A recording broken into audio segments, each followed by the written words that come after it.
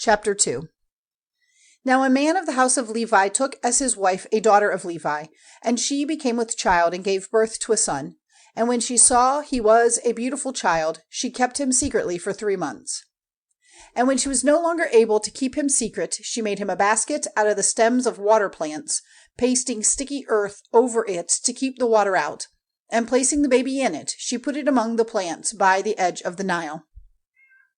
And his sister took her place at a distance to see what would become of him. Now Pharaoh's daughter came down to the Nile to take a bath, while her women were walking by the riverside, and she saw the basket among the river plants, and sent her servant girl to get it. And opening it, she saw the child, and he was crying. And she had pity on him, and said, "This is one of the Hebrews' children." Then his sister said to Pharaoh's daughter, "May I go and get you one of the Hebrew women to give him the breast?" And Pharaoh's daughter said to her, "Go." And the girl went and got the child's mother. And Pharaoh's daughter said to her, "Take the child away, and give it milk for me, and I will give you payment." And the woman took the child and gave it milk at her breast. And when the child was older, she took him to Pharaoh's daughter, and he became her son. And she gave him the name Moses, because, she said, "I took him out of the water." Now when Moses had become a man, one day he went out to his people and saw how hard their work was. And he saw an Egyptian giving blows to a Hebrew, one of his people. And turning this way and that, and seeing no one, he put the Egyptian to death, covering his body with sand. And he went out the day after and saw 2 of the Hebrews fighting.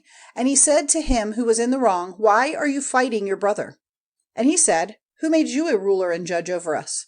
Are you going to put me to death as you did the Egyptian?"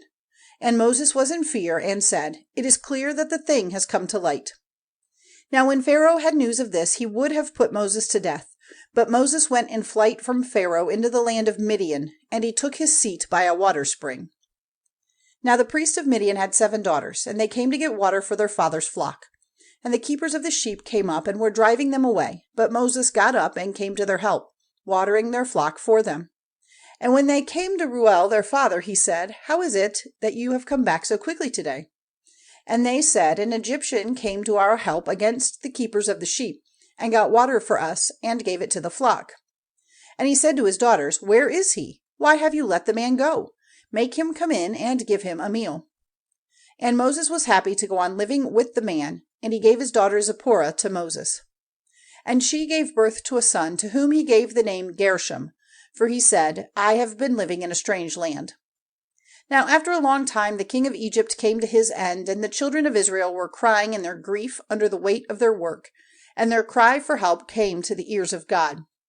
And at the sound of their weeping, the agreement which God had made with Abraham and Isaac and Jacob came to his mind. And God's eyes were turned to the children of Israel, and he gave them the knowledge of himself.